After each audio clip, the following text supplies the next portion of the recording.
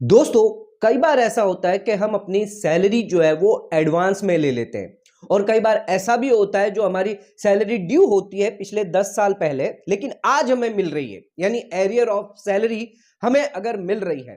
ध्यान रखिएगा कि 10 साल पहले का जो इनकम टैक्स लॉ था और आज के समय का इनकम टैक्स लॉ था, उसमें भी चेंजेस आते हैं, जिस वजह से जो सैलरी हमें ड्यू थी 10 साल पहले, जो आज हमें मिल रही है, तो उसमें आपको क्या टैक्स रिलीफ मिल सकती है।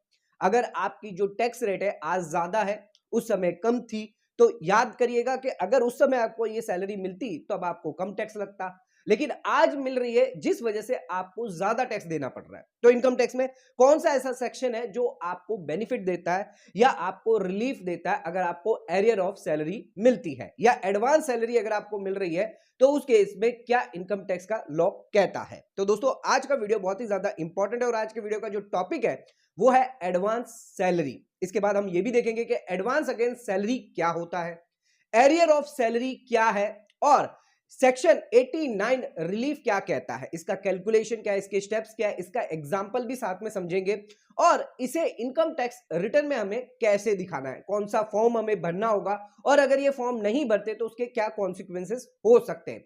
इन सभी बातों के बारे में आज हम डिटेल में डिस्कस करने जा रहे हैं। तो दोस्तों, सैलरीड पर्सन वालों के लिए बहुत ही ज्यादा इंपॉर्टेंट है ये वीडियो। अगर आपको एडवांस सैलरी मिली है या एरियर ऑफ सैलरी मिली है, तो उस केस में कैसे आप सेक्शन 89 का बेनिफिट ले सकते हैं, रिलीफ आपको मिल सकती है। आइए जानते हैं आज के इस वीडियो के अंदर। तो दोस्तों, चैनल पर नए तो सब्सक्राइब कर लीजिए और बेल आइकन पर नोटिफिकेशन पे क्लिक कर लीजिए ताकि आपको आने वाले सभी नोटिफिकेशन रिगार्डिंग हमारे वीडियोस रेगुलरली मिलते रहे। आइए स्टार्ट करते अपने आज के वीडियो को बिना देरी करते हुए।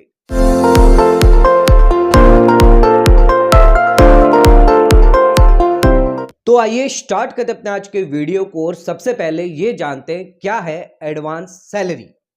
दोस्तों, एडवांस सैलरी जो है वो टैक्सेबल होती है जिस साल रिसीव होती है एम्प्लॉय को, यानी जिस साल आपको मिल रही है उस साल ही वो टैक्सेबल हो जाएगी, इररिस्पेक्टिव वो कब ड्यू हो रही है।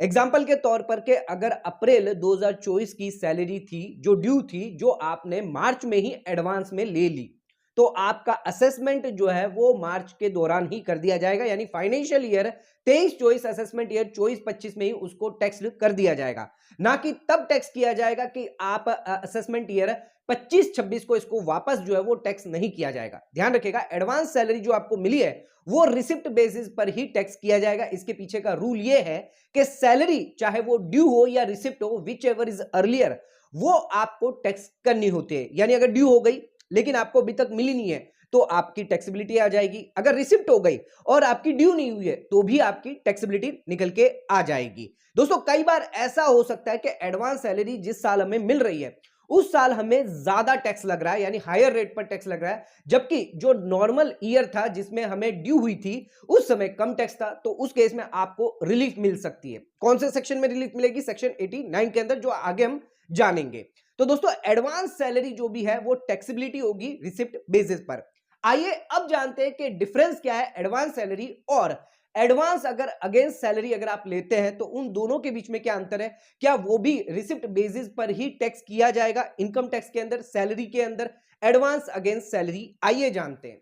आइए अब जानते हैं एडवांस सैलरी और एडवांस अगेंस्ट सैलरी में क्या अंतर है। एडवांस सैलरी के बारे में तो हमने आपको बता दिया कि अगर आपने आपकी सैलरी जो है वो पहले ले ली तो वो एडवांस सैलरी हो गई जिसको रिसिप्ट बेसिस पर टैक्स किया जाएगा। लेकिन एडवांस अगेंस्ट सैलरी जो है वो लोन होता है, यानी आप सैलरी के अगेंस्ट लोन ले रहे हैं। एक एम्प्लॉय है जो अपने एम्प्लॉयर से लोन ले रहा है सैलरी के बिहाफ पर, उसे रीपेमेंट जो है स्पेसिफाइड इंस्टॉलमेंट में किया जाता है। तो एडवांस अगेंस्ट सैलरी को कभी भी एडवांस सैलरी नहीं माना जाएगा, यानी ये टैक्स्ड नहीं की जा सकती, लोन को कभी भी टैक्स्ड नहीं किया जा सकता एज ए सैलरी। तो एडवांस अगेंस्ट सैलरी जो है वो एडजस्ट होती है एम्प्लॉय की सैलरी के सामने स्पेसिफाइड पीरियड ऑफ टाइम, तो इसको कभी भी जो है वो टैक्स नहीं किया जा सकता एज ए सैलरी। तो जो लोन मिल रहा है, जो एडवांस आप ले रहे हैं अपने एम्प्लॉयर से, जो एम्प्लॉय एडवांस ले रहा है उसे लोन माना जाएगा, उसे सैलरी नहीं माना जाएगा, उसको टैक्स्ड नहीं किया जा सकता। जबकि एडवांस सैलरी जो है जिसको आपको एडवांस में अगर आप लेते हैं तो टैक्स किया जाता है, लेकिन एडवांस अगेंस्ट सैलरी जो है, जो यानी आप लोन ले रहे हैं, एडवांस ले रहे हैं, उसको टैक्स नहीं किया जा सकता। आइए अब बात करते हैं एरियर ऑफ सैलरी, वो अनपेड सैलरी जो आज आपको मिल रही है, जो एक्चुअली में ड्यू थी 10 साल पहले। ज्यादातर जो एरियर ऑफ सैलरी है वो ड्यू बेसिस पर टैक्स करी जाती है, लेकिन कुछ ऐसे सरकमटेंस हो सकते हैं जब रिसिप्ट बेसिस पर यानी जिस साल मिल रही है उस साल टैक्स किया जाएगा। एग्जांपल के तौर पर अगर आप सेंट्रल गवर्नमेंट के एम्प्लॉय हैं और सेंट्रल गवर्नमेंट द्वारा आपकी सैलरी को रिवाइज कर दिया गया है, हाइक कर दिया गया है, तो उस केस में रेट्रोस्पेक्टिव इफेक्ट से किया गया है, तो उस केस में जिस साल से ये किया गया है लेकिन आज आपको मिल रही है, तो आज रिसिप्ट बेसिस पर इसको टैक्स किया जाएगा, ना कि उस साल से जिस साल की ये सैलरी है। दोस्तों इसमें जो इनकम टैक्स का फर्क निकल के आएगा, यानी उस साल अगर ये सैलरी अगर आपको मिलती तो क्या टैक्स रेट थी, और आज जब आपको मिल रही है रिसिप्ट बेसिस पर तो उसके अंदर क्या टैक्स रेट आपको लग रहा है। इस एरियर ऑफ सैलरी का उसका जो भी डिफरेंस होगा वो रिलीफ सेक्शन 89 के थ्रू दी जाएगी। सेक्शन 89 के अंदर रिलीफ दी गई है कि अगर आपका जो टैक्स है वो ज्यादा लग रहा है आज के समय में, जबकि पहले जो टैक्स रेट कम थी, तो उस केस में आपको रिलीफ दी जाएगी। उसका एग्जांपल देखेंगे एरियर ऑफ सैलरी का कि कैसे आपका इसको कैलकुलेशन करना है, इसके स्टेप्स क्या होंगे। एक चीज और ध्यान रखिएगा, एरियर ऑफ सैलरी अगर ड्यू बेसिस पर टैक्स कर दी गई है तो वापस रिसिप्ट बेसिस पर उसको टैक्स नहीं किया जाएगा। अगर आपकी मार्च महीने की सैलरी है वो आपने अप्रैल महीने में ले ली, तो उस केस में आपने मार्च महीने में ही उसको अगर ड्यू बेसिस पर दिखा दिया है, मार्च महीने में ही आपकी ड्यू बेसिस पर यानी फाइनेंशियल ईयर 23-24 में अगर दिखा दे तो वापस फाइनेंशियल ईयर 24-25 में उसे टैक्स नहीं किया जाएगा। तो ध्यान रखिएगा, अगर ड्यू बेसिस पर हो गई है तो रिसिप्ट बेसिस पर वापस उसको टैक्स नहीं किया जा सकता। आइए अब बात करते हैं सेक्शन 89 की रिलीफ के बारे में। ये रिलीफ किन किन केस के अंदर दी जाएगी। तो अगर आपको सैलरी मिलती है एडवांस में, या एरियर सैलरी मिलती है, या फैमिली पेंशन आपको एरियर में मिलता है, ग्रेच्युटी मिल रही है, कंपनसेशन मिल रहा है, कम्यूटेड पेंशन आपको दी जा रही है, तो उस केस में आप सेक्शन 89 की रिलीफ ले सकते हैं। कई बार ऐसा होता है कि आपको जो सैलरी मिल रही है यानी एडवांस सैलरी मिल रही है, एरियर सैलरी मिल रही है, जिस पर हायर टैक्स लग रहा है, यानी रिसिप्ट बेसिस पर टैक्स लग रहा है ना कि ड्यू बेसिस पर, तो आपकी जो टैक्स लायबिलिटी है जो ड्यू बेसिस पर और रिसिप्ट बेसिस पर देखी जाएगी, इनका डिफरेंस देखा जाएगा कि ये डिफरेंस किस वजह से है। हो सकता है ये स्लैब रेट की चेंजेस की वजह से हो सकता है, तो उस केस में आपको सेक्शन 89 की रिलीफ दी जाएगी। तो जो भी आपकी रिसिप्ट बेसिस का ईयर होगा, रिसिप्ट ईयर जो होगा आपका, और जो ड्यू ईयर होगा, इन दोनों के बीच में जो भी टैक्स लायबिलिटी का डिफरेंस होगा वो रिलीफ आपको 89 के थ्रू दी जाएगी। एक और इंपॉर्टेंट चीज ध्यान रखिएगा कि जिस साल आपको रिसिप्ट हुई है ये सैलरी, एरियर सैलरी, उस साल आपका टैक्स पेबल हायर होना चाहिए। अगर उस साल कोई भी एक्स्ट्रा टैक्स लायबिलिटी निकल के नहीं आती है तो उस केस में कोई भी रिलीफ सेक्शन 89 की नहीं दी जाएगी। आइए अब जानते हैं कैसे आप क्लेम कर सकते हैं ये रिलीफ 89 की। आइए पहले ये समझ लेते हैं कैलकुलेशन स्टेप क्या होंगे सेक्शन 89 की रिलीफ लेने के लिए। तो जिस साल आपको सैलरी रिसीव हुई है यानी रिसिप्ट हुई है, उस साल आपको टोटल इनकम इंक्लूडिंग एरियर या एडवांस सैलरी जो होगी उसका टैक्स निकालना होगा, और आपकी जो नॉर्मल इनकम थी, टोटल जो नॉर्मल इनकम थी अदर देन एरियर और एडवांस सैलरी, उसका टैक्स निकालना होगा। इनका जो भी डिफरेंस होगा वो आपको रख देना है, यानी जो रिसिप्ट बेसिस पर जो डिफरेंस आपका निकल के आएगा वो आपके एरियर ऑफ सैलरी पर टैक्स निकल के आ जाएगा। अब आपको यह कैलकुलेट करना है जिस साल आपकी ड्यू होनी थी, जिस साल आपकी ड्यू होनी थी उस साल भी आपको अपनी टोटल इनकम में उस एरियर और एडवांस सैलरी को इंक्लूड करना होगा, उस पर टैक्स निकालना होगा, और उसके अलावा आपकी जो टोटल सैलरी थी सिर्फ अदर देन एरियर और एडवांस सैलरी, उसका टैक्स निकालना होगा, उनका डिफरेंस निकालना होगा। अब ये रिसिप्ट बेसिस पर जो डिफरेंस निकल के आया टैक्स का और ये ड्यू बेसिस पर जो निकल के आया, इसके डिफरेंस का आपको रिलीफ मिल जाएगी। इसमें अगर आपकी ज्यादा अगर टैक्स लायबिलिटी निकल के आ रही है तो वो आपको रिलीफ दी जाएगी। आइए इसको एक एग्जांपल के थ्रू समझेंगे तो और भी ज्यादा आपको बेहतर समझ पाएंगे। आ जाते अपने एग्जांपल पर। हरी जिसकी एज 71 ईयर्स की है, जिन्हें सैलरी मिली है असेसमेंट ईयर 24-25 यानी फाइनेंशियल ईयर 23-24 के अंदर 10,20,000 रुपये, और इनकी एरियर ऑफ जो सैलरी है वो रिसीव हुई है 3,45,000। आइए देखते हैं डिटेल क्या दी गई है। टैक्सेबल सैलरी पिछले सालों की दी गई है, जिस साल की ये एरियर ऑफ सैलरी है, यानी 3,45,000 रुपये जो एरियर अब इन्हें रिसीव हुई है, उस समय उनकी सैलरी 10/11, 11/12, 12/13 में 7,10,000, 8,25,000 और 9.5 लाख रुपए थी, और ये अब बढ़कर इन्हें इतनी मिली है, यानी 3,45,000 इस साल इन्हें मिली है असेसमेंट ईयर 24-25 के अंदर। अब हमें कैलकुलेट करना है क्या रिलीफ इसमें दी जाएगी, कितना टैक्स पेबल निकल के आएगा 24-25 के अंदर।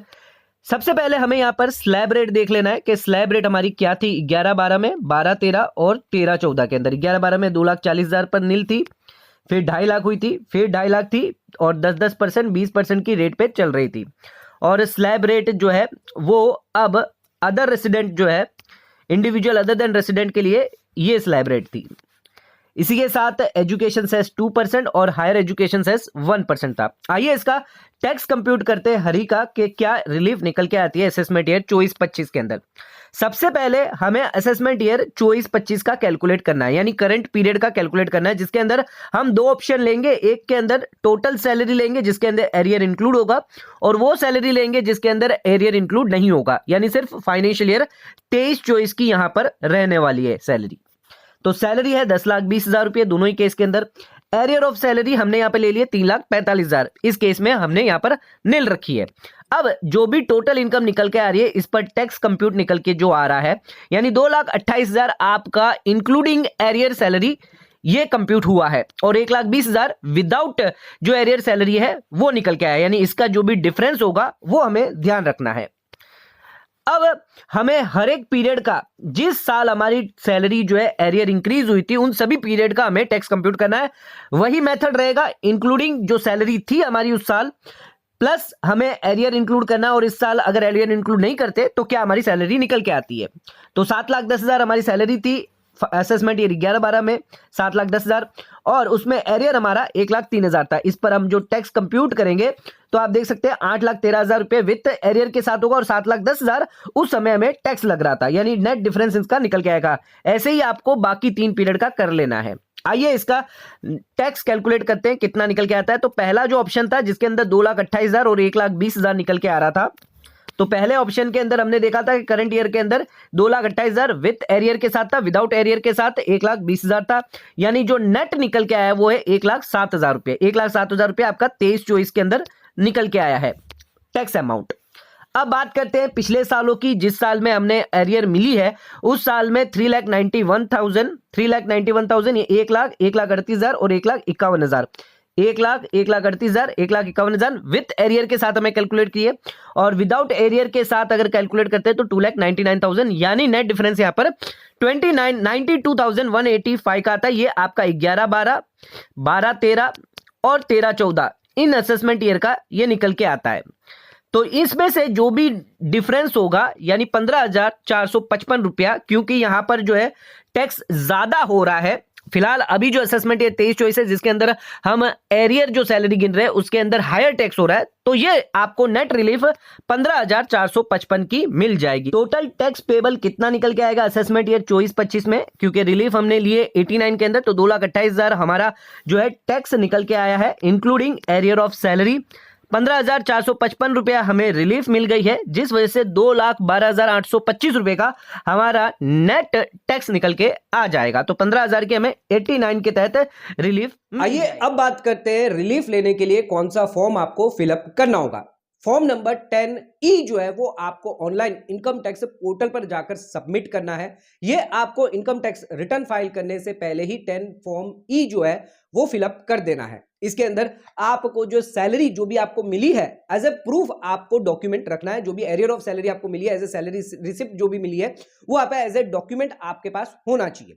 दोस्तों फॉर्म्स की कुछ डिटेल्स हैं, जैसे कि आपकी कितनी टोटल इनकम है, क्या आपकी एरियर ऑफ सैलरी है, ये सभी डिटेल आपको उस फॉर्म में देनी होगी। इसके अंदर 4 एनेक्जर होंगे, जिसके अंदर पहला एनेक्जर है जिसके अंदर एरियर ऑफ सैलरी आप सिलेक्ट कर सकते हैं, एनेक्जर 2 है वो ग्रेचुटी के लिए, एनेक्जर 3 जो कंपनसेशन अगर कोई टर्मिनेशन हुआ आपकी जॉब से कंपनसेशन आपको मिला, एनेक्जर 4 आपको पेंशन अगर मिली है। तो इस तरह से एनेक्जर दिए गए, कुछ इजी स्टेप्स दिए गए। इनकम टैक्स पोर्टल पर जाकर इनकम टैक्स फॉर्म्स के अंदर 10E जो फॉर्म है वो आपको सबमिट करना होगा। दोस्तों अगर आप ये फॉर्म सबमिट नहीं करते तो उस केस में इनकम टैक्स डिपार्टमेंट द्वारा आपको नोटिस भेजी जा सकती है फॉर नॉन कंप्लायंस, एंड आपको क्लेम जो है वो नहीं दिया जाएगा जब तक आप ये फॉर्म नहीं भरेंगे। तो ये रिमाइंडर आपको दिया जाएगा, ये इंफॉर्मेशन आपको बताई जाएगी कि आपको ये फॉर्म सबमिट करना है।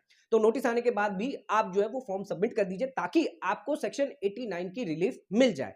तो फॉर्म 10E जो है वो कैसे फिलअप करना है, कैसे इनकम टैक्स पोर्टल पर जाकर जमा करना है, आइए वो भी जान लेते हैं। Income tax return form ITR 1 के अंदर आपको एरियर ऑफ सैलरी और एडवांस सैलरी आपको कहां दिखानी होगी, और इसी के साथ रिलीफ आप कैसे लेंगे, तो ITR में आपको कैसे शो करना है, आइए ये देख लेते हैं। तो ITR 1 यहां पर हमने खोला है, तो आप नीचे आ सकते हैं। जिसके अंदर सैलरी हेड के अंदर आपको आना है। सैलरी हेड के अंदर आपको यहां पर चाहे आपकी एरियर ऑफ सैलरी हो या एडवांस सैलरी हो, ये सभी डिटेल आपको इस सैलरी कॉलम में डाल देना है। इसके बाद आपको जो रिलीफ है वो नीचे आके लेनी है। जो रिलीफ का कॉलम दिया गया है वो यहां पर दिया गया है, टैक्स पेबल के अंदर दिया गया है, पार्ट डी के अंदर। यहां पर आप रिलीफ का अमाउंट डाल सकते हैं, लेकिन इसमें ध्यान रखिएगा आपको फॉर्म 10E जो है वो पहले फाइल करना होगा। फॉर्म 10E फाइल किए बिना अगर आपने यहां पर डायरेक्टली रिलीफ का क्लेम ले लिया तो उस केस में इनकम टैक्स डिपार्टमेंट द्वारा आपको नोटिस आ सकती है। तो दोस्तों ध्यान रखिएगा, यहां पर आपको जो रिलीफ का बेनिफिट तभी लीजिए जब आप ये फॉर्म फिलअप करें। आइए अब देख लेते हैं 10E जो फॉर्म है वो कैसे आपको फिलअप करना है। तो आइए अब जानते हैं कैसे फॉर्म 10E ऑनलाइन आपको फिलअप करना होगा और क्या क्या डिटेल आपको देनी होगी। तो इनकम टैक्स पोर्टल को लॉगिन कर लेना है। ई फाइल में आपको इनकम टैक्स फॉर्म दिखाई देगा जिसके अंदर फॉर्म 10E आपको सिलेक्ट कर लेना है। ये फॉर्म होगा रिलीफ लेने के लिए सेक्शन 89 के अंदर। आइए इसकी डिटेल देख लेते हैं। इस फॉर्म के अंदर आपको क्या क्या डिटेल देनी होगी। आपको पर्सनल डिटेल देनी है, एरियर ऑफ सैलरी या फिर एडवांस सैलरी जो आपकी होगी, या पेंशन, फैमिली पेंशन जो आपकी एरियर है उसकी डिटेल आपको देनी है। ग्रेच्युटी हो गई। इसके अलावा आपको कंपनसेशन अगर आपको मिला है टर्मिनेशन की वजह से, या पेंशन आपको मिली है, और इसके बाद फाइनल आपको डिक्लेरेशन दे देना है। आइए एक एक करके डिटेल देख लेते हैं। सबसे पहले ये देखते हैं, आपको अपनी प्रोफाइल जो है यहां पर पर्सनल इंफॉर्मेशन वो देनी होगी, जिसके अंदर आपका नाम होगा, आपका पैन नंबर होगा, आपका रेसिडेंशियल एड्रेस होगा और आपका रेसिडेंशियल स्टेटस देखा जाएगा। सबसे पहले ये देखते हैं एरियर ऑफ सैलरी जो एनेक्सर 1 में दिया है। तो टोटल इनकम आपकी क्या है एक्सक्लूडिंग सैलरी, पेंशन, जो भी फैमिली पेंशन रिसीव हुई है इन एरियर्स में। इसके बाद आपको टैक्स गिनना है, कितना टोटल इनकम पर आपका टैक्स निकल के आ रहा है। अब आपको टैक्स गिनना है वो एरियर सैलरी पर जो आपका टैक्स निकल के आएगा। इसके बाद आपको उन पीरियड की डिटेल देनी है जिस साल आपकी एरियर ऑफ सैलरी मिली है, तो उनके लिए भी आपको अलग से यहाँ पर डिटेल देनी होगी। नाउ अब यहां पर आप जो है टोटल कंप्यूट कर देंगे, टैक्स कितना आपने कंप्यूट किया हुआ है और रिलीफ कितना आपको चाहिए वो आपकी ऑटोमेटिक निकल के आ जाएगी।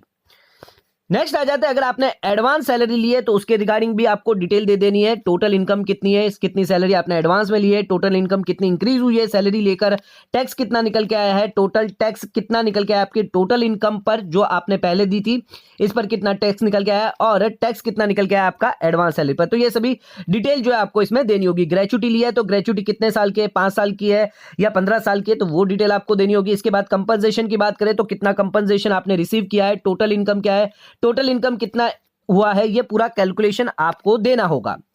नेक्स्ट आ जाते हैं पेंशन। तो पेंशन कितनी आपकी कम्यूटेड है, टोटल इनकम क्या थी, इंक्लूडिंग कितना पेंशन था, टैक्स कितना लगा, यही डिटेल सब आपको ये देनी होगी। एक बार ये डिटेल आप फिलअप कर देंगे, इसके बाद आपको डिक्लेरेशन देना है। डिक्लेरेशन पे क्लिक कर देना है कि जो भी इंफॉर्मेशन आप दे रहे हैं वो सही है और सेव कर देना है। इसके बाद आपका जो फॉर्म है वो फिलअप हो जाएगा, और इस फॉर्म 10E के फिलअप होने के बाद ही आपको इनकम टैक्स रिटर्न जो है वो फाइल करना है। तो इनकम टैक्स रिटर्न फाइल करने के लिए आपको जो फॉर्म है यहां से आप देख सकते हैं income tax form file, income tax form में आ जाएगा आपका ये इनकम टैक्स 10E जो है वो फॉर्म दिखेगा, जिसके अंदर आपको असेसमेंट ईयर सिलेक्ट कर लेना है और आपको जो है वो चेक कर लेना है कि सभी जो फील्ड है वो ग्रीन हो गई हो। सभी फील्ड जब ग्रीन हो जाएगी तब आप फॉर्म है वो सबमिट प्रोसीड टू वेरीफाई करवा सकते हैं विथ OTP के साथ। तो इसके बाद आप अपने इनकम टैक्स रिटर्न के अंदर उस अमाउंट को डालिए जो आप रिलीफ लेना चाहते हैं। जो हमने आपको बताया था इनकम टैक्स रिटर्न फाइल करते वक्त आपको पार्ट डी के अंदर डालना है। 10E की जो रिलीफ आप ले रहे हैं वो डालकर आप अपने इनकम टैक्स रिटर्न भर सकते हैं और रिलीफ क्लेम। आज की वीडियो के अंदर हमने कवर किया है advance salary, arrear of salary, advance against salary और रिलीफ आपको कैसे दी जाएगी, कैलकुलेशन क्या होगा, एग्जाम्पल क्या होगा, इन सभी बातों के बारे में हमने डिटेल में आपको जानकारी दी है। इसके अलावा भी अगर आपके कोई डाउट है, क्वेरी है तो नीचे कमेंट करके आप हमें पूछ सकते हैं। दोस्तों आज का वीडियो अगर आपको पसंद आया तो इस वीडियो को ज्यादा से ज्यादा शेयर जरूर करिए ताकि और भी लोगों को इसकी नॉलेज मिल सके। वीडियो को यहीं खत्म करते हैं, धन्यवाद।